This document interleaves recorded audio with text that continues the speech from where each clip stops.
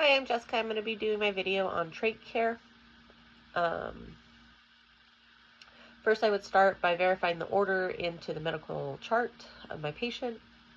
Once that is verified, I would go to my patient's room, knock, provide privacy, wash my hands, and then introduce myself to the patient and check for 2 patient identifiers, making sure to check their wristband. Once that is all verified, I would educate the patient on the procedure and what we're going to be doing, along with communication routes as far as like maybe raising their hand if there's any pain or discomfort throughout the procedure. And if so, I would stop if I saw that. I would check the patient's vitals, including oxygen, throughout the procedure, just to be able to monitor the patient's status as we're doing it. Once we have gone over everything, we would start to set up our sterile fill. We would have our supplies already ready. I would open my sterile fill, opening it away from me. I would get my placemat touching only the 1-inch border. That is allowed. And I would place my sterile fill shiny side down. Once that is in place, I could drop the continence that's in the container onto my sterile fill, making sure not to touch the inside of the container, and making sure the items land in the middle of the field and not on that 1-inch border or off the mat. Now I would fill my container. I have 2 compartments here that I would fill up with normal saline, 1 compartment that I would fill up with saline and a hydrogen mix. Once that's ready to go, my patient would be in a semi-Fowler's position throughout the procedure. I will apply my clean gloves, making sure not to go over my sterile fill.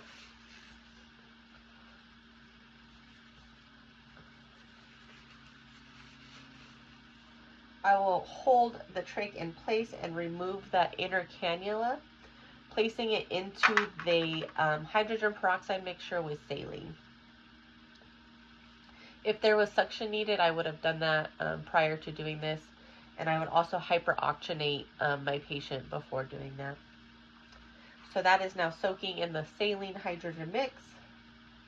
I would remove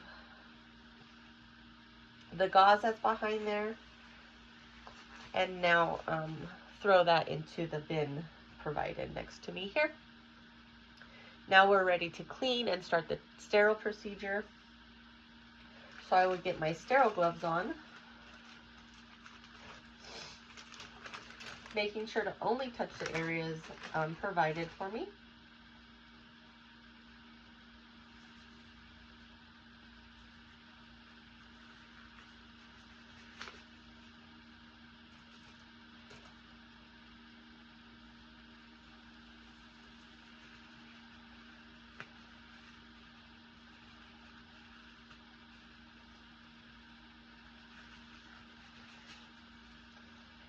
Now that I have my sterile gloves on, I need to make sure to keep my hands above my waist, and I will keep one hand cleaner and one hand as a working hand.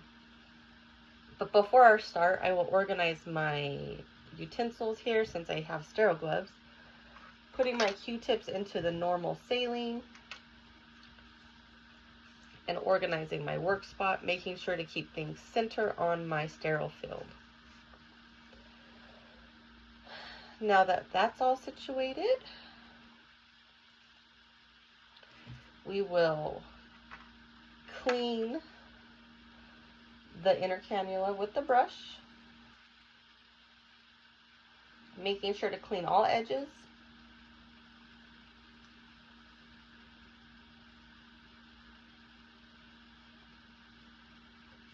And then we will rinse and apply that back into position.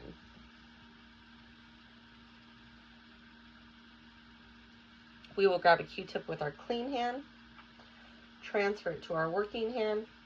We will clean the cannula area, the trach area underneath, working from inner to outer. Clean hand to working hand, making sure to clean the whole area, again, inner to outer. One more.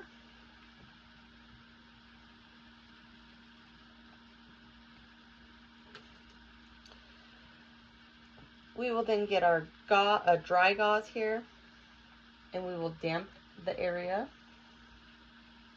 to dry it.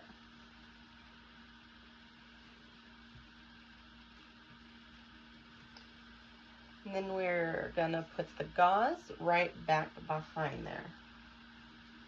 We are no longer sterile because everything's in place and clean.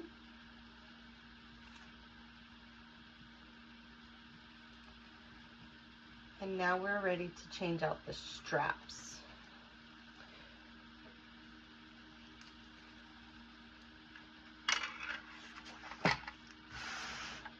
I would have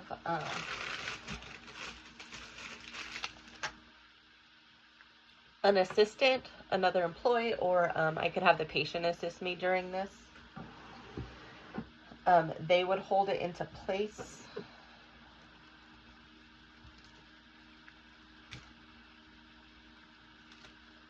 while I remove the old strap.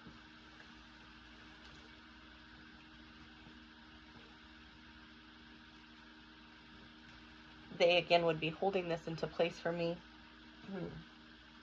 I would get the new strap, feed it through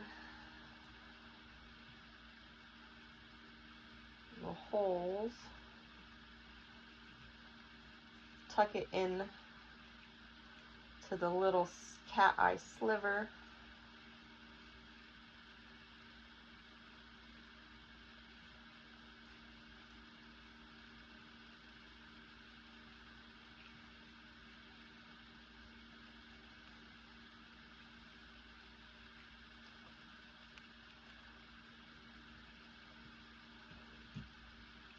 and then wrap it around and go through the hole on the other side.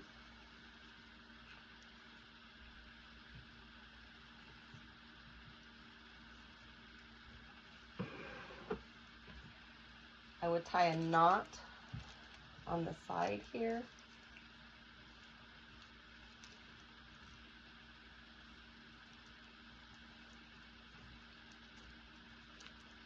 Making sure my knot end is away from the patient's skin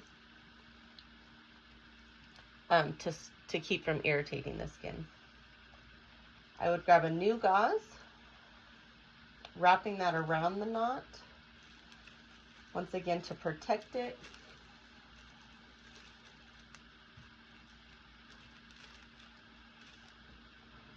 And I would grab some tape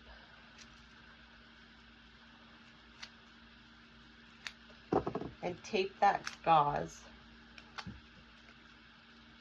to the knot, making sure not to tape onto the patient's skin. So our procedure is complete. I would make sure with the patient that they're comfortable and there's no irritations. I would remove my gloves, wash my hands, make sure the call light was in reach, recheck the patient's vitals just to make sure all the vitals are back at baseline or hasn't changed, and thank my patient. Thank you.